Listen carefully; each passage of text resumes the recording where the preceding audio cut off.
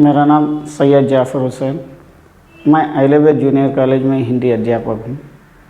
आज हम inter first year का आधुनिक गद्य भाग में से 6वां पाठ बतकम्मा, इसके बारे में जानकारी लेंगे। इसके संपादक मंडल लिखे हुए हैं। अब देखेंगे अपन बतकम्मा। भारत त्योहारों का देश है। यहाँ लगभग हर राज्य के अपने अपने राज्य पर्व हैं। भारत यानी इंडिया क्या है? ईदों का देश है। हर एक तरह के ईद, हिंदुओं के, मुस्लिम्स, क्रिश्चियंस, ईसाई, हर एक के भी ईद यहाँ मनाए जाते। यहाँ पे हर राज्य में, हर स्टेट में अपने अपने स्टेट का पर्व यानी त्यौहार मनाया जाता। उसी तरह बतकम्मा तेलंगाना राज्य का राज्य पर्व है। जैसे कि हर एक स्टेट में अपने अपने स्टेट का त्यौहार जैसा मनाया जाता, उसी तरीके से बतकम्मा तेलंगाना स्टेट का त्यौहार है। तेलंगाना राज्य सरकार ने 24 जुलाई 2014 के दिन सरकारी आदेश संख्या 2 के अनुसार इसे राज्य पर्व के रूप में गौरवान्वित किया है। क्या है? तेलंगाना स्टेट 24 जुलाई 2014 के दिन यानी गवर्नमेंट के आर्डर्स के हिसाब से इसे एक स्टेट का पर्व यानी त्यौहार घोषित किया है। हर वर्ष धूमधाम, श्रद्धा और भक्ति के साथ मनाए जाने वाले इस त्यौहार ने 8 अक्टूबर 2016 को हमारे राज्य का नाम Guinness book of world record में सुनहरे अक्षरों से लिख दिया। क्या है ये त्यौहार? जो बतकम्मा का त्यौहार धूमधाम से मनाते रहते बहुत सारे जने मिलके, तो इसलिए 8 अक्टूबर 2016 को ये जो राज्य का त्यौहार है, ये जो राज्य का नाम है यानी स्टेट का नाम Guinness book of world record में इसे ये त्यौहार के ज़रिए से लिखा गया है। ये विश्व का एकमात्र ऐसा त्यौहार है जिसमें एक मंच पर 9,299 स्त्रियों ने भाग लेके अपनी श्रद्धा और भक्ति का अनूठा उदाहरण प्रस्तुत किया है। यहाँ पे ये ऐसा त्यौहार है, दुनिया में एक मंच पे 9,292 स्त्रियाँ यानी 9,292 स्त्रियाँ, लेडीज़ भाग लेके इसे श्रद्धा के साथ ये खेल खेलते हैं। ये एक बड़ा एग्जाम्पल है। बतकम्मा तेलुगु भाषा के 2 शब्दों से बना है, एक बतकू और अम्मा। बतकू प्लस अम्मा, ये 2 शब्दों से बने हुआ है। ये 2 शब्द मिलाए तो बतकम्मा हुआ। यहाँ बतकू का अर्थ है जीवन और अम्मा का अर्थ है माँ, जीवन देने वाली माँ। ये 2 वर्ड से अपने को बतकम्मा बने हुआ। इस तरह बतकम्मा का अर्थ है जीवन प्रदानी माता यानी जीवन देने वाली माता। ये त्यौहार तेलंगाना राज्य के वैभवशाली संस्कृति का प्रतीक है। ये क्या है? ये तेलंगाना के कल्चर का एक प्रतीक, निशानी है। बतकम्मा त्यौहार दशहरा के नवरात्रियों में मनाया जाता है। ये जो बतकम्मा का त्यौहार, बतकम्मा की ईद है, दशहरा के 9 दिन मनाया जाता है। ये कुल 9 दिनों का त्यौहार है। ये पूरा 9 दिन की ईद है।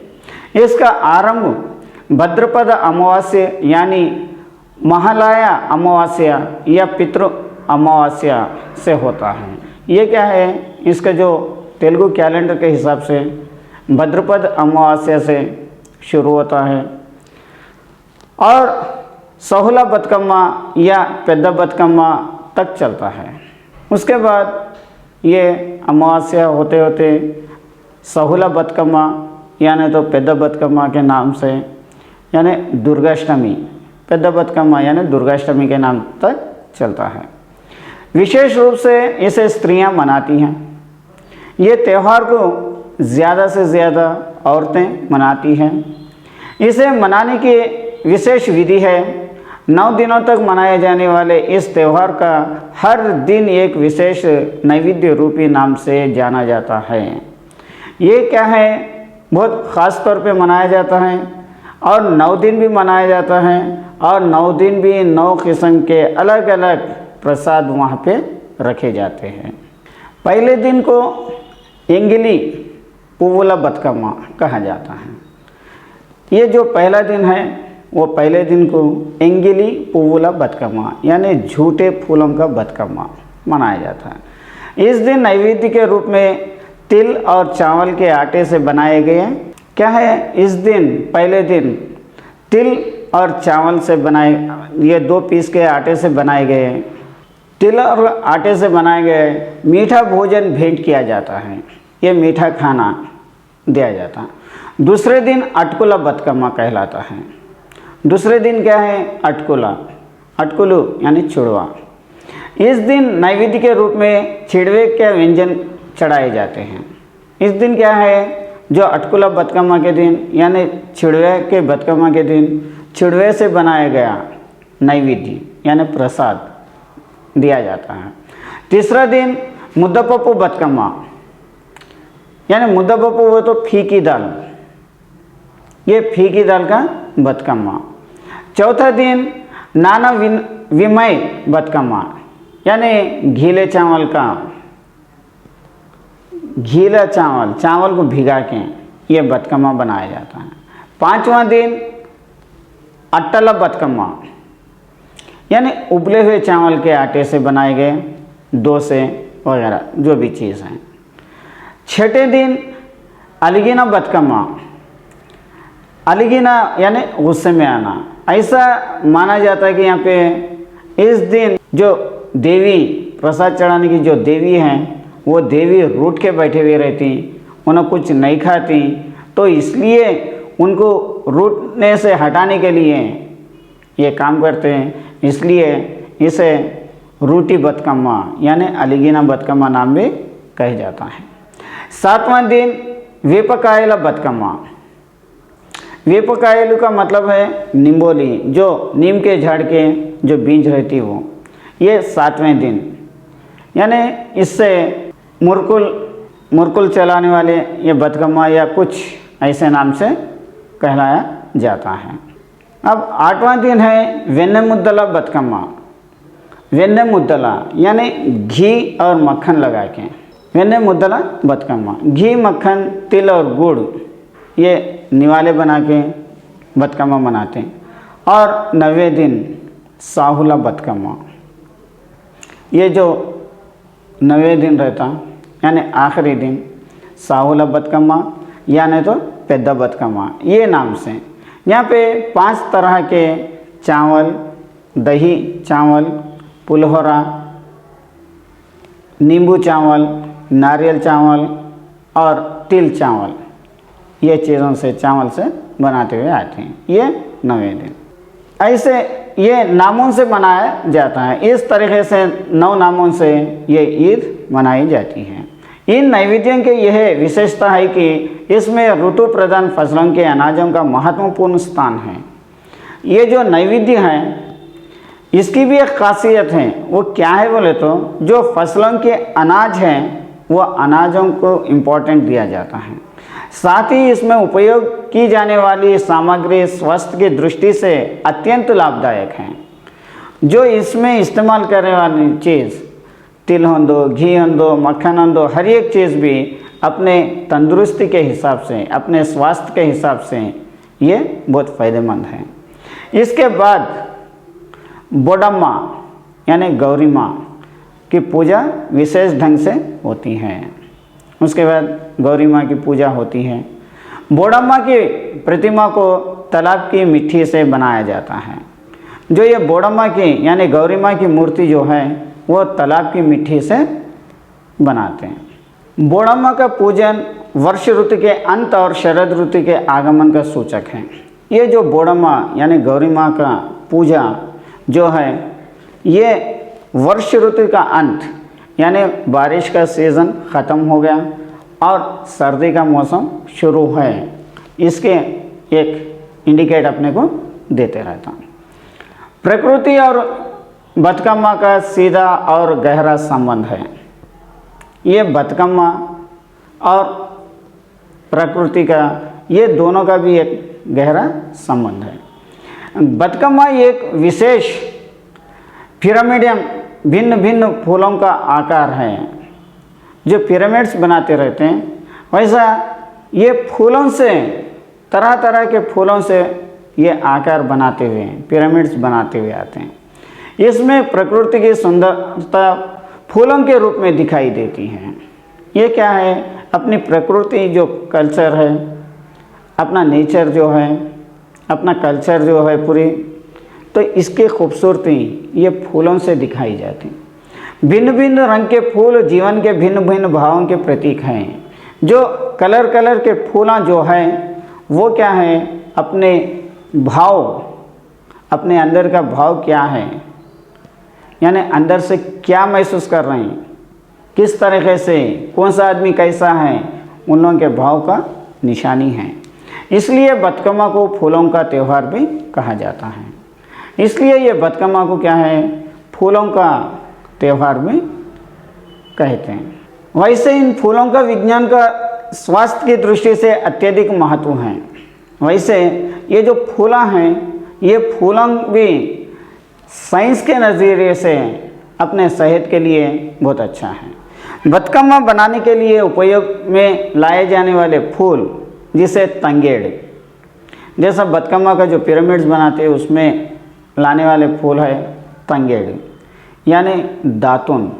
ये तेलंगाना स्टेट का राष्ट्र पुष्प माना जाता है, जो तंगेड़ पुव्वु। उसके बाद गुम्मड़ी पुव्वु, यानी कोहड़े का फूल। उसके बाद बंती, यानी गेंदा। मंदारम, गुड़हल, गोरिटा, गुल मेहंदी, यानी गोरिंटाकू है, गोरिंटाकू गुल मेहंदी, मेहंदी का पत्ता। पोका बंती, यानी जो मखमल के ऐसा फूल रहता, गुल मखमल कहलाता। कटलपाड़ू, ये जड़ी बूटी का फूल है। गुडला गरगारा, ये गुडला गलगारा, ये भी एक फूल है, ये भृंगराजा कहलाता। कोजिडिट्टू पुव्वुलु, यानी श्री आई पुष्प। मयूर सिखी, यानी मयूर शिखा। चामंती, गुलदाउदी, तामरा, कमल, गन्नेर, कनेर, नित्य मल्ले, पटसन के पुष्प, गुलाबी, यानी गुलाब का फूल। वज्रदंती पुव्वु, यानी जो दातुन के लिए इस्तेमाल करते वज्रदंती पुष्प। गड्डी पुव्वु, घास के फूल आदि का उपयोग करते हैं। ये ऐसे इस तरीके से इतने किस्म के फूलों का उपयोग यहाँ पे होते हुए आता। इन फूलों के उपयोग से क्रमशः मधुमेह, कैंसर, कोढ़, त्वचा संबंधी रोग, गठिया पीड़ा, खांसी, मूत्र संबंधी रोग, यानी ये जो फूलों से, ये फूलों के जो नाम है उसके झाड़ों से, ये फूलों का उपयोग, ये जो फूला है उसका क्या है, मधुमेह यानी शुगर बीमारी के लिए, कैंसर के लिए और गठिया बीमारी के लिए और स्किन के संबंधी के लिए, खांसी के लिए और थोड़ों को यूरिनल प्रॉब्लम रहता उसके लिए, बालों का झड़ना, सांस लेने में समस्या, खून की कमी, उच्च रक्तचाप यानी हाई बीपी, उदर संबंधी पीड़ा यानी पेट का जो बीमारी रहती पेट की, खाना हजम होना ना हजम होना ऐसा, सर्प दंश का निवारण यानी सांपों एक काटा करा तो उसका जहर निकालने का, दंत संबंधी रोग, दांत से जो दांत दर्द होके करके कीड़ों की वो रहता, वो रोग को हटाना, जीवाणु विषाणु से फैलाने वाले रोग, जो जहरीले कीटाणु से फैलाने वाले रोग भी इससे चले आते रहते हैं। तनाव आदि की चिकित्सा में उपयोग होता है, यानी तनाव, ज़्यादा थकन महसूस करना, ये जो फूला है उससे ये बीमारियों को भी दूर कर सकते हैं। बदकम्मा बनाते समय हल्दी और गोबर का विशेष उपयोग होता है। ये बदकम्मा जो फूलों का जो पिरामिड्स बनाते हैं उसमें ज़्यादा हल्दी और गोबर का इस्तेमाल होता है। इन दोनों का सांस्कृतिक दृष्टि से भी विशेष महत्व है। ये दोनों का भी जो सांस्कृतिक दृष्टि से, नज़र से एक बहुत इम्पोर्टेंट रोल भी है। हल्दी जहाँ शुभ कार्यों की पहली मांग है। हल्दी क्या है? जो अच्छे काम करने के लिए पहले इस्तेमाल करने वाली चीज़ है।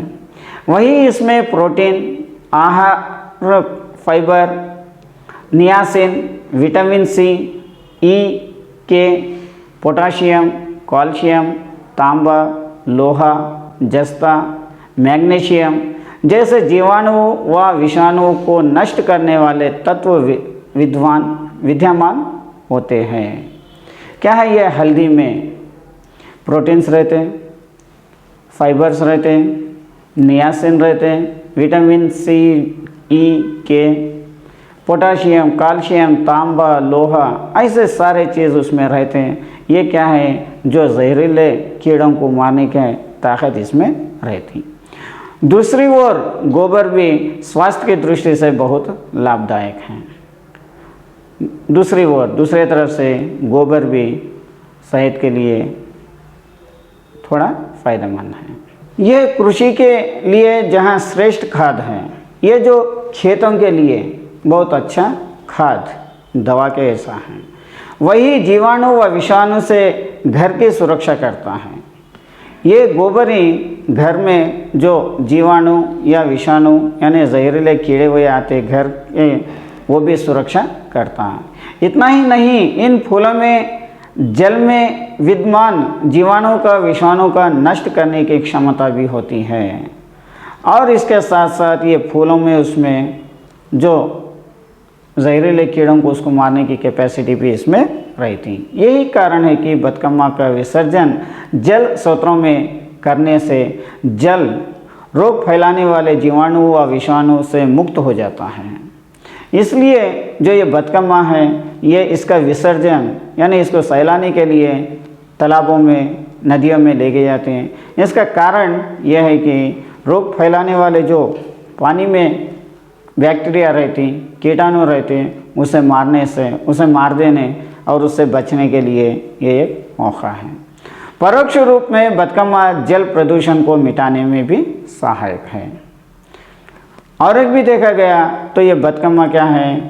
प्रदूषण, जल प्रदूषण, जो पोल्यूशन रहता, जल वाटर पोल्यूशन, उसको भी मिटाने में ये सहायक है। ये त्यौहार कृषि और स्वच्छ पर्यावरण का सुंदर संगम है। ये क्या है? पर्यावरण का भी एक यानी फूला हुए सुंदरता बताते हैं। बदकम्मा बनाने के लिए सबसे पहले तमलक यानी पीतल की थाली की आवश्यकता पड़ती है। इसके बीच में गोबर की गोल सेज बनाई जाती है। ये तांबा पीतल की थाली में सबसे पहले बीच में गोबर से सजाया जाता। इस सेज पर पहले गुनका पुव्वुलु यानी मध्यम सफ़ेद रंग के फूल, पहले सफ़ेद रंग के यानी मध्यम सफ़ेद रंग के फूल को गोलाकार में रखा जाता है। पहले गोल रख लेते जाते हैं। रखते समय फूल का अगला हिस्सा बाहर की ओर, डंडल भीतर की ओर होना चाहिए। ये रखते वक्त भी फूलों का अगला हिस्सा बाहर और जो कलियों का हिस्सा, जो काड़ियों का हिस्सा अंदर होता है। फिर इस पर गोबर की सतह बनाई जाती है। फिर इसके पर ये कलियां रहते, कांटे रहते हैं, जो डालियां रहती है उसके पर फिर गोबर की एक पदर बिछाई जाती है। गोबर की सतह का मुख्य कार्य भिन्न भिन्न फूलों के परतों को चिपकाने अथवा जोड़ने रखना है। ये गोबर का पदर इसलिए डालते हैं जो फिर दूसरे स्टेज के ऊपर दूसरा लेवल पे जो फूल आते हैं उसको फिर वहाँ जमने के लिए। इस तरह गोबर की अलग अलग सतहों पर दातुन, कनेर, घास के फूल के अतिरिक्त गेंद, गुलाब, गुड़हल जैसे फूलों का भी उपयोग किया जाता है। कल्पना करने मात्र से बतकम्मा का रूप हमारे मन को मोह लेता है। जो ये सोचते रहते हैं उसके से बतकम्मा का जो रूप है वो अपने दिल में भी अच्छा लगता है, यानी अपने दिल से भी अच्छा लगता है। रोम रोम पुलकित हो उठता है, यानी वो खूबसूरती को देख के जो पिरामिड्स के ऐसा जमाते रहते वो उसको देख के अपन बहुत खुश होते रहते हैं। इस तरह बनाए गए बतकम्मा को चारों ओर स्त्रियां गोल घेरा बना के थालियां बजाती और गीत गाती हुई घूमती हैं। इस तरीके से जो पिरामिड बनाने के बाद ये बतकम्मा को बीच में रख के चारों तरफ से लेडीज़, स्त्रियां पूरा गोल फिरते हुए, गीत गाते हुए, थालियां बजाते हुए, गीत गाते हुए उसके पीछे फिरती हैं। इसके गीत के बोल इस प्रकार होते हैं। इसके गीत भी बतकम्मा बतकम्मा उయ్యాలో, बंगारू बतकम्मा उయ్యాలో, మా ఊరికేం चंद्र उయ్యాలో, మా ఇంటికొచ్చిందోయ్ ఉయ్యాలో, यानी बतकम्मा बतकम्मा उయ్యాలో यानी झुलाना है। बंगारू बतकम्मा उయ్యాలో यानी सोने की बतकम्मा। माँ ఊరికొచ్చిందో ఉయ్యాలో, हमारे गांव को आई ये ईद, ये त्यौहार। माँ ఇంటికొచ్చిందో ఉయ్యాలో, हमारे घर को भी आया ये त्यौहार। इन पंक्तियों का अर्थ है बतकम्मा बतकम्मा यानी झूले झूलों में, स्वर्ण बतकम्मा झूला झूलो यानी सोने की बतकम्मा झूला झूलो। हमारे गांव आई है बतकम्मा, हमारे घर आई है बतकम्मा। हमारे गांव को भी आई और हमारे घर में भी आई। इतना ही नहीं, इस गीत के माध्यम से वे बतकम्मा त्यौहार में छिपी ऐतिहासिक कहानी को भी, यानी इतना ही नहीं, ये जो ईद, ये जो गाना गीत जो है, इसके ज़रिए से बतकम्मा त्यौहार में जो छिपी हुई हिस्ट्री है, कहानी है, उसको भी उजागर करती है, यानी खींच के लाती है, यानी सबको बताती है। वो कहानी कुछ इस प्रकार है। वो कहानी भी कैसी है देखिए। वेमुलावाड़ा के राजा चाणक्य राष्ट्रकूट शासकों के सामंत थे। जो वेमुलावाड़ा में एक राजा थे, वो राजा का नाम चाणक्य है। वो राष्ट्रकूट बादशाह के सामंत यानी उनके हाथ के नीचे राजा थे। चोला और राष्ट्रकूट शासकों के बीच एक घमासान युद्ध हुआ। चोला और राष्ट्रकूट ये दोनों बादशाहों के बीच में एक घमासान जंग चली। इस युद्ध में चाणक्य शासकों ने राष्ट्रकूट शासकों का पक्ष लिया। ये लड़ाई में चाणक्य के बादशाह राष्ट्रकूट बादशाह के साथ थे। 973 ईस्वी में चाणक्य राजा तेलुपुड़ा द्वितीय ने राष्ट्रकूट को अंतिम राजा कुरकुड़ द्वितीय को हराकर क्या है आखिरी में 973 में चाणक्य राजा तैलिपुड़ द्वितीय, इन्हों क्या है राष्ट्रकूट के आखिरी बादशाह कुरकुड़ द्वितीय सेकंड को हरा के स्वतंत्र कल्याणी यानी आज़ाद कल्याणी यानी आज़ाद कल्याणी बना के चाणक्य राज्य की स्थापना की। वहाँ पे चाणक्य बादशाह की किंगडम की नींव डाली। ये वही राज्य है जो वर्तमान में तेलंगाना के नाम से जाना जाता था। क्या है ये जो वोइच स्टेट है, पुराने ज़माने में, गुजरे हुए ज़माने में तेलंगाना के नाम से मानते थे। 997 ईस्वी में तैलिपुड़ द्वितीय के निधन के पश्चात उसका पुत्र सत्यश्रीयुडु राजा बना। क्या है 1997 में तैलिपुड़ द्वितीय यानी सेकेंड के मृत्यु होने के बाद उसका बेटा सत्यश्रीयुडु राजा बना। पूर्व में इसी स्थान पर एक और राज्य था, वेमुलावाड़ा। पहले पूर्व में, उसके पूर्व दिशा में और एक प्लेस थी, वो थी वेमुलावाड़ा। ये करीमनगर के करीब है। यह राजा राजेश्वर का प्रसिद्ध मंदिर है। यहाँ पे शिव मंदिर यानी राजा राजेश्वर का एक मशहूर मंदिर है। चोला राज्य परातंत्र सुंदर भगवान राजा राजेश्वर के परम भक्त थे। जो ये चोला राज है परांतक, ये सुंदर भगवान, ये खूबसूरत भगवान राजा राजेश्वर के भक्त थे। उन्होंने अपने बेटे का नाम भी राजा राजा रखा था, इसलिए उन्होंने भी इनके बेटे का नाम राजा राजा रखा था। राजा राजा चोला के बेटे राजेंद्र चोला ने राजा राजेश्वरी का मंदिर तुड़वाकर वहाँ का शिवलिंग अपने पिता को भेंट किया था।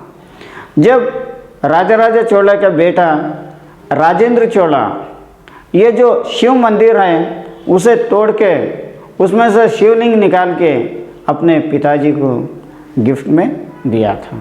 सन 1006 ईस्वी में राजराजा चोला ने उस शिवलिंग के लिए मंदिर का निर्माण शुरू करवाया। 1006 में राजराजा चोला जो शिवलिंग मिला था वो उसके मंदिर का फिर निर्माण शुरू किया।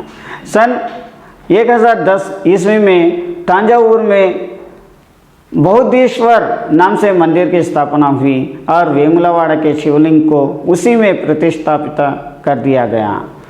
1010 ईस्वी में तांजावुर में मंदिर बनाया गया, बौद्धेश्वर नाम से मंदिर बनाया गया और ये शिवलिंग है वहाँ पे स्थापित किया। और वेमुलावाड़ा में अब वो शिवलिंग नहीं था। इससे तेलंगाना के लोगों के मन को ठोस पहुंची। ये मंदिर वहाँ पे लेके जाना, वहाँ पे मंदिर बनाना, इससे क्या है तेलंगाना के जो लोग हैं उन लोगों के दिल को ज़रा चोट पहुंची। कहते हैं कि तेलंगाना को छोड़ के बहुदम्मा यानी पार्वती देवी बहुत दुखी थी। ये तेलंगाना स्टेट को छोड़ के, वेमुलावाड़ा को छोड़ के पार्वती देवी बहुत दुखी थी। उसके इसी दुख को दूर करने के लिए बतकम्मा त्यौहार को शुरुआत हुई। वो उसकी जो दुखीपन है, पार्वती देवी के जो दुखीपन है उसको दूर करने के लिए ये बतकम्मा खेल यानी ये बतकम्मा त्यौहार मनाया जा। यहाँ के लोगों ने फूलों का पहाड़ बनाकर शिखर पर हल्दी से बने गौरम्मा के रूप में प्रतिष्ठापित किया।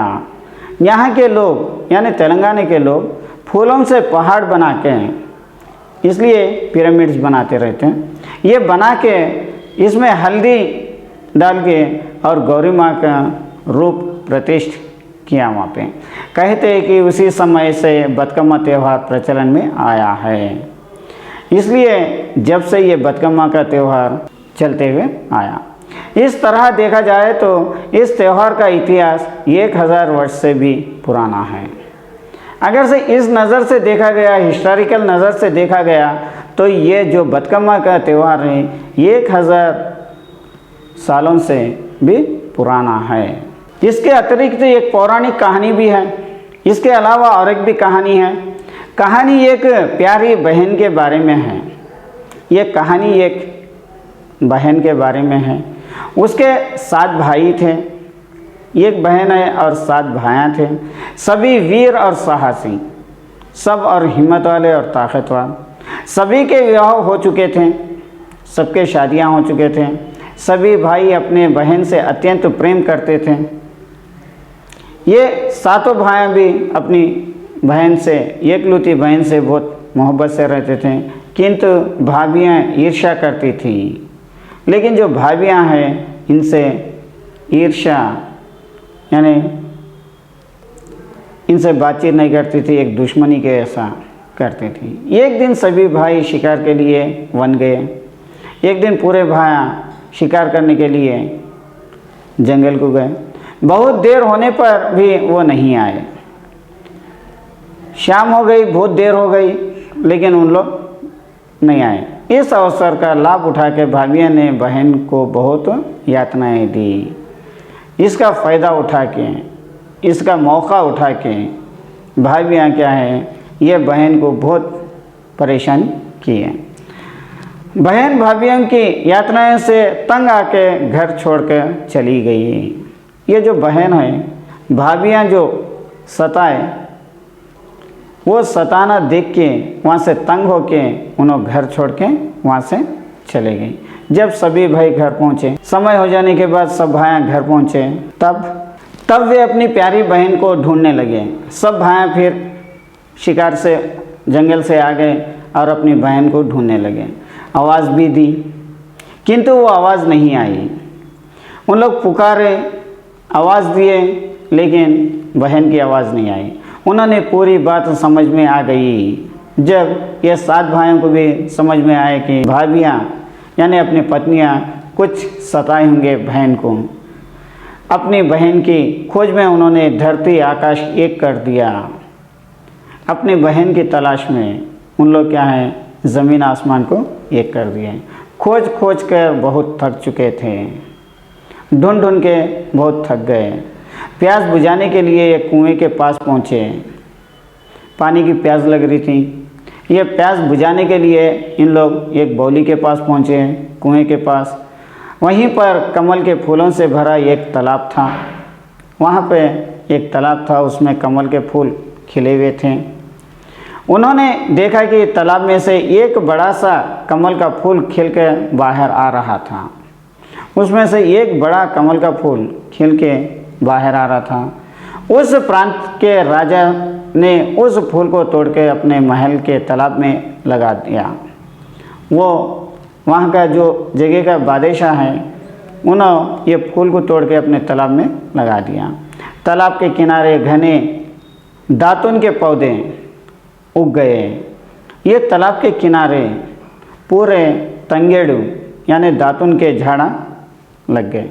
कुछ दिनों के बाद साक्षात विष्णु भगवान धरती पर आके उस कमल के फूल को मनुष्य के रूप में बदल दिया।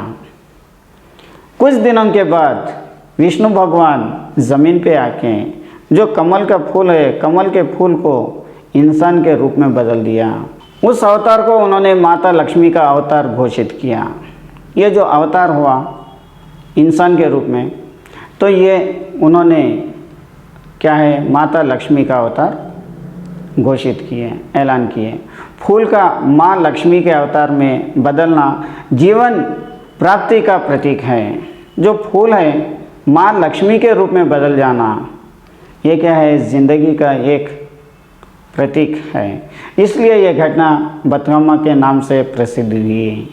इसलिए ये जो घटना, इंसिडेंट चला, ये बतकम्मा के नाम से मशहूर हुआ। उसी दिन से माँ लक्ष्मी के जीवन प्राप्त के अवसर पर बतकम्मा त्यौहार मनाने की परंपरा आरंभ हुई। उस दिन से लक्ष्मी, जो माँ लक्ष्मी की जीवन यानी ज़िंदगी प्राप्त हुई, उसके अवसर पर यह बतकम्मा त्यौहार मनाना शुरू करें। ऐसा भी कहा जाता है कि चोला नरेश धर्मगद और उनकी पत्नी सत्यावती के 100 पुत्र क्या है। और एक भी कहा जाता है कि चोला नरेश धर्मगद और उसकी पत्नी सत्यावती के 100 पुत्र थे, लड़के थे। वे सभी पुत्र एक महायुद्ध में मारे गए। ये पूरे 100 के 100 एक जंग में मारे गए। इस दुखी से उबरने के लिए राजा धर्मगद और रानी सत्यावती ने कई पूजा पाठ, यज्ञ आदि पूजन कार्य किए हैं। ये धर्मयुद्ध में इन लोग पूरे लड़के मर जाने के बाद दुखी होके राजा धर्मगद और सत्यावती पूजा पाठ करने लगे और यज्ञ आदि यज्ञ करने लगे और पूजन का कार्य करने लगे। फलस्वरूप उसके घर में साक्षात लक्ष्मी देवी का जन्म हुआ। उसके बाद ये पूजा पाठ करने के बाद उसके घर में एक लक्ष्मी देवी यानी एक लड़की पैदा हुई। बचपन में घटी हुई दुर्घटना के बावजूद वो सुरक्षित बची रही। क्या है, बचपन में जो इंसिडेंट होने के बाद वो अच्छी तरीके से बच के थी, सुरक्षित थी। इसलिए माता पिता ने उसका नाम बतकम्मा रख दिया, इसलिए उसका नाम बतकम्मा बोल के रखे गया। एक दूसरी मान्यता तो ये भी है कि जब माँ गौरी ने महेश्वर का वध किया तो उस युद्ध से उत्पन्न थकान से वे बेहोश हो गई।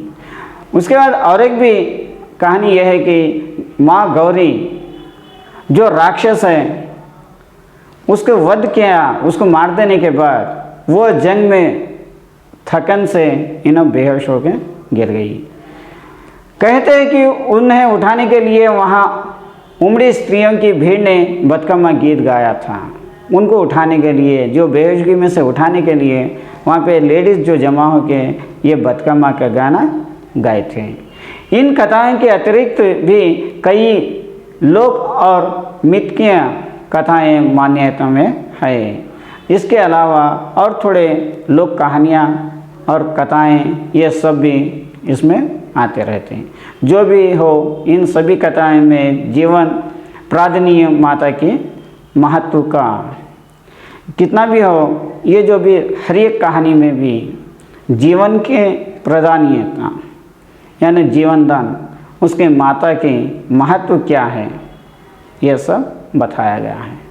9 दिन तक बतकम्मा मनाने के बाद स्त्रियां बतकम्मा का जल में विसर्जन करती हैं।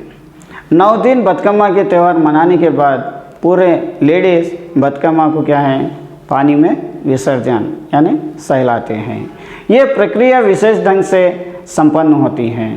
ये भी एक ख़ास तौर पे एक अच्छी तरीके से सजावट के साथ ये लेके जाती। उस दिन सभी स्त्रियां ने अपनी अपनी बतकम्मा लेके तालाबों, जल स्रोतों के किनारे पहुंचकर माँ गौरी देवी की प्रतीक बतकम्मा का विसर्जन करते हैं। उस दिन पूरे लेडीज़ अपने अपने बतकम्मा, अपने अपने फूलों से जो बनाए हुए पिरामिड्स को लेके, बतकम्मा को लेके तालाबों यानी तो नदियों के किनारे जाके ये गौरी देवी के नाम पे बतकम्मा का विसर्जन करते हैं।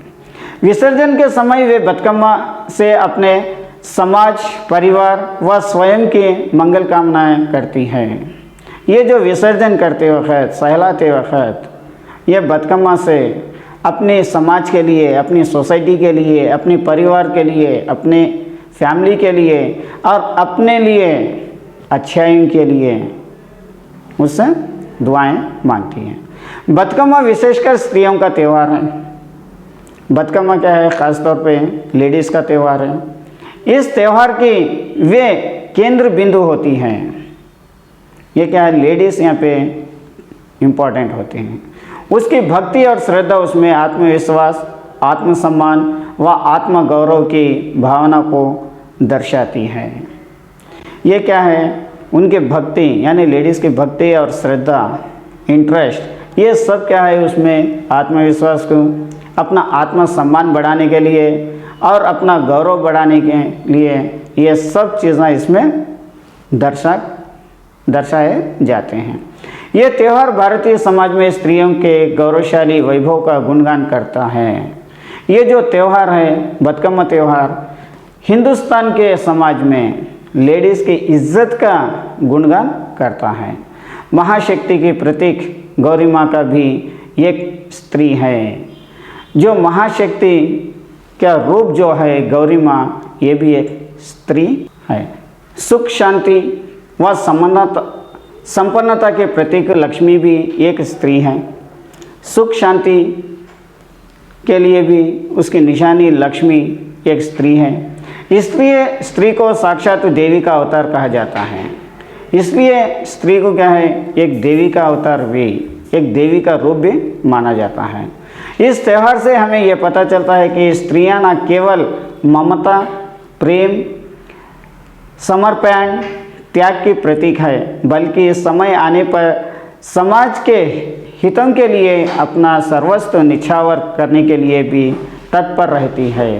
क्या है, स्त्री केवल एक माँ और उसकी ममता और प्रेम और हर एक चीज़ त्याग करने की निशानी के अलावा ये समाज में अच्छाई के लिए अपनी पूरी ज़िंदगी को निछावर करने के लिए भी तैयार रहती हैं। बतकम्मा त्यौहार के बहाने घर की स्त्रियां परिवार के सभी सदस्यों को एक सूत्र में बांधती हैं। ये बतकम्मा ईद के बहाने घर के जो लेडीज़ रहते हैं वो अपनी फैमिली को, सभी सदस्यों को, सब लोगों को एक सूत्र में, जैसे कि फूल का माला जैसा रहता है वैसा सूत्र में बांधते हुए आती हैं।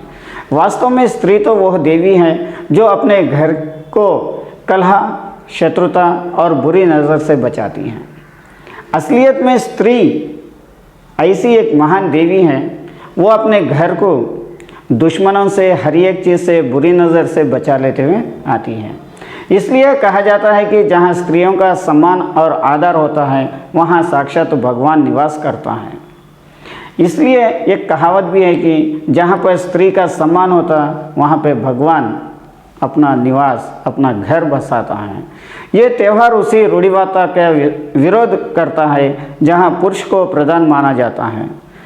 ये ईद थोड़ी जगह इसका विरोध भी माने जाते हैं जहाँ पे पुरुषों का यानी जेंट्स का अधिकार ज़्यादा रहता, उन लोगों को प्रधान माना जाता है।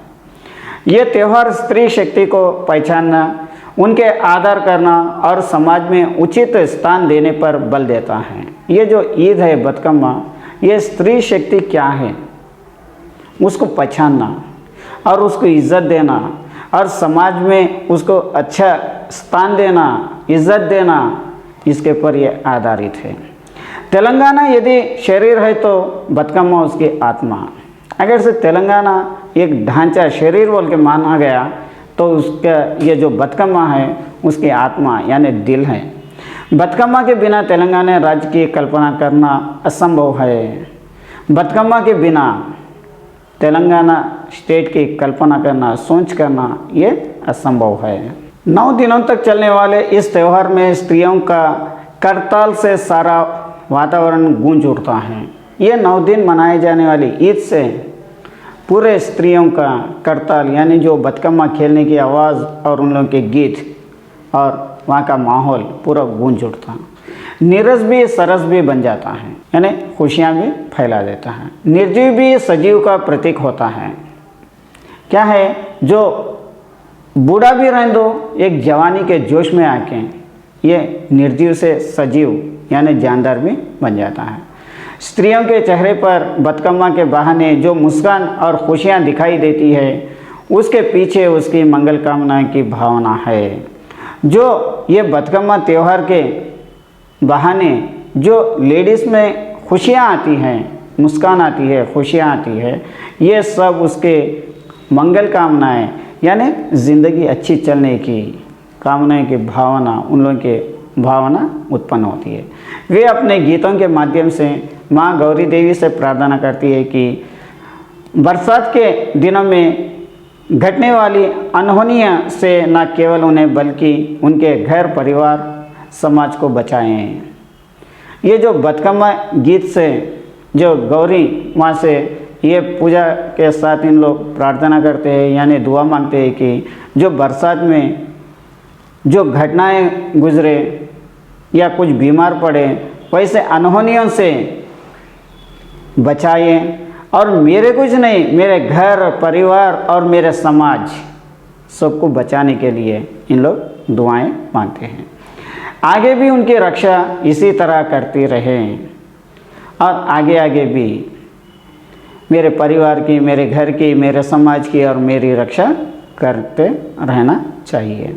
चारों तरफ हरियाली, पानी की भरपूर मात्रा, घर आंगन में खुशियाँ का वातावरण बनाए रखें। इस तरीके से आगे आगे भी मेरे घर की रक्षा करना है और चारों तरफ हरियाली और पानी से भरपूर रहना है, तालाबें, नदियाँ सब, और मेरा घर और आंगन खुशियों से महकते रहना है। ये इन लोग दुआएं मांगते थे। ये बतकम्मा त्यौहार के बारे में लिखा गया है। ये पाठ आज के लिए यहाँ पे समाप्त।